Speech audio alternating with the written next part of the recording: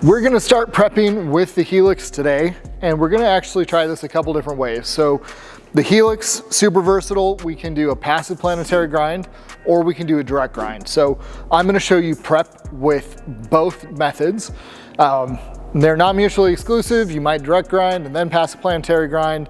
If you're gonna grind for just prepping for a coating, you're probably just gonna direct grind. It's the fastest, most aggressive method.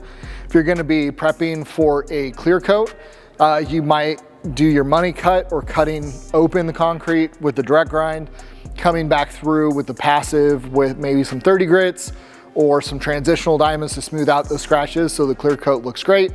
If you're gonna be attempting to polish with this machine, remember it's not a polishing machine, so we can't go up to a mirror finish. We can go to about a 400 grit. But if you're gonna polish with this, then you're gonna probably be using your planetary hubs, passive planetary hubs the whole time. So what we're gonna do in this video is I'm gonna prep the concrete to open for a coating. I'm gonna show it with the passive planetary hubs and with the direct grind. The tooling that I'm using today is our 25 grit super segs. The reason I've chosen those is that in this warehouse, we have 7,000 plus PSI concrete. It's super, super tough. It's been densified multiple times over. So I'm gonna use our most aggressive diamonds today. Out in the real world, you're probably gonna just be using a 16 or 30 grit medium or soft bond diamond, depending on your concrete. So let's get into it.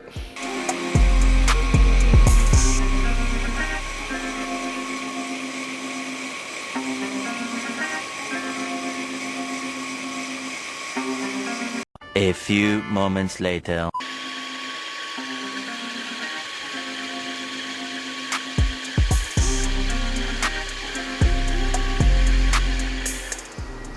All right, talking about scratch patterns from the Helix. So here on my right, I have our passive planetary.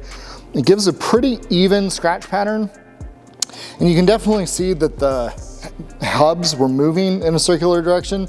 But then if you kind of can zoom in on this, and I think we'll get a close up of it, you can actually kind of see where the individual hubs were also spinning. So passive planetary, the hubs follow the path of least resistance. So they're not gonna always spin in the exact same direction. They're gonna follow the path of least resistance for the machine. So it gives you a really nice, even scratch pattern, but it's a little bit less aggressive. If your concrete's a little bit harder, going with the direct grind on the grind scrape plate, it leaves a very circular pattern because your diamonds or tooling are being driven in a circle, but it's a little more aggressive. So if you got harder concrete, a little more highs and lows, this might be a better option to force that tooling into the concrete to get a little bit faster production. If you're going to be going with a clear coat, you might want to do passive planetary. It's going to be a little bit more even. You're going to have to spend less time finishing it later on, whereas with the direct grind, you're probably going to have to come back over that with some transitional diamonds to smooth it out. I'm gonna do a quick pass with our trapezoidal brazed diamonds. So we make trapezoidal brazed diamonds, we make 5-inch disc brazed diamonds. The brazed diamond is probably the fastest way to prep a floor or to remove a coating. It's also the most expensive, and one of the reasons is your tooling doesn't last as long because all of your diamonds are exposed at one time. Traditional diamonds, as they wear down over time, more diamonds get exposed. They're gonna last a lot longer, do more square footage. These are about speed and time and getting the job done. The trapezoidals,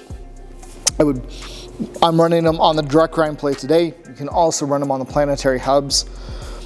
Running them on the hubs will allow them to get into the highs and lows a little bit better on the concrete. So if your concrete has a lot of bird baths or it's pretty uneven, I would recommend putting them onto your hubs for today.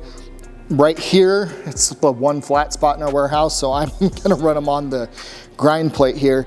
The 5-inch discs, again, they're gonna get into the highs and lows even less. So for those, I'd really recommend using them on a floor that's already been prepped, where maybe you're doing a removal, you know it's pretty flat, they'll do a pretty quick job of removing it.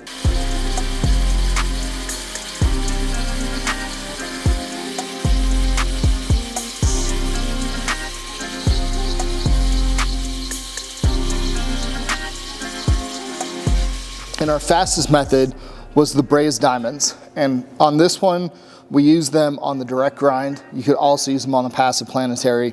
Things are pretty similar results. Super, super even, super, super fast. Obviously the most aggressive, the fastest method, but also one of the more expensive ways to go about prepping the floor. So some of the things you've got to choose is what's going to be the end product, what diamonds you're using, what's already down, and a lot of that's going to determine whether or not you use direct grind or passive planetary or brazed diamonds.